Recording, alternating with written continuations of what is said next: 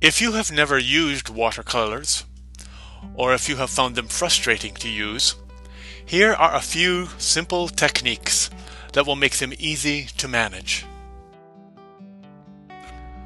Let's begin by gathering the necessary supplies.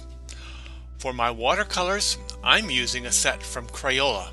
It's a good set to start with, but if you can afford a set with more colors, you'll find it easier to get the colors that you want as you paint.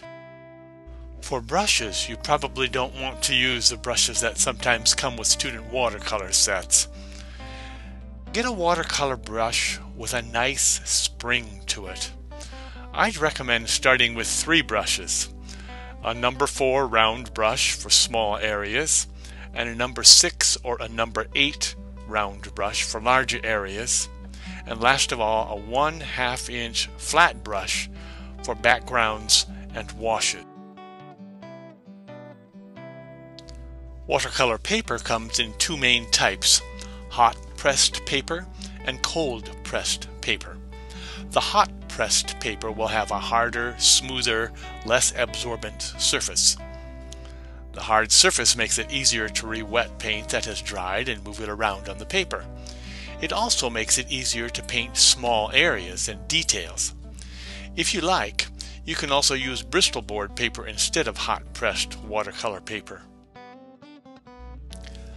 The cold pressed paper tends to be much more heavily textured, and it's far more absorbent. Which paper should you buy if you're a beginner? I'd recommend the cold pressed paper.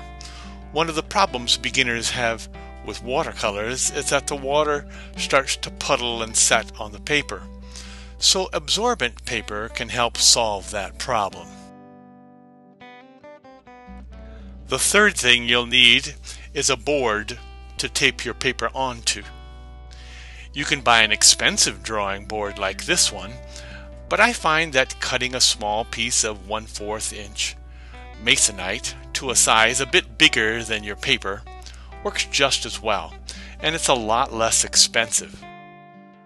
Fourth, you'll need some masking tape to tape your paper down. The tape prevents the paper from curling and warping when it gets wet. Last of all, you'll need a container of clean water, a Kleenex or paper towel to blot excess water and unwanted color, and a palette to mix the paint. In this case, I'll use the lid of the watercolor set for my palette. Begin your project by taping the paper down. Use the tape to cover about 1/8 to 1/4 inch of the paper all the way around, and then press the tape onto the paper to make sure it doesn't come loose as you paint. Rinse the brush to make sure the brush is clean. Do the rinsing down at the bottom of the jar and not on the surface so that you don't splatter. Then use the wet brush to drip a few drops of water onto each of the paint pots.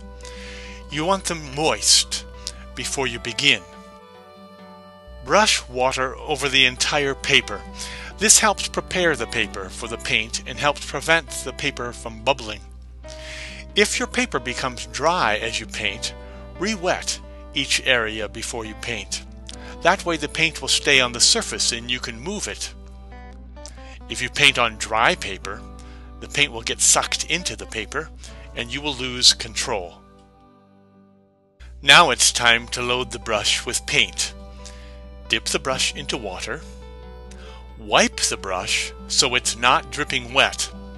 You don't want a lot of water in the brush. It makes the paint runny.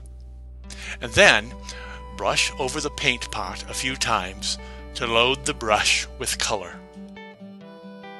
The next step may sound unimportant, but it's one of the most important steps. Bring your paint to the paint palette to test the color. If you want to make the color darker, go back to the paint pot and brush some more. You may find that you need to redampen your brush first. If you want to mix one color with a second color, Remember to rinse your brush first, then load it with the second color, and then put the second color beside the first on the palette. After that, you can mix a bit of each color together to get the mixture you want. Now you are ready to put the paint on the paper. Load the paint from the palette and paint onto the paper. If you want the color darker, paint over the area a second time. If you want to switch colors, rinse your brush before changing colors. Try painting a second color over the one that's already there. Watercolor is transparent, so one color will shine through the next. Here's a summary of what you have learned. Follow these rules and you'll be on your way to mastering watercolors.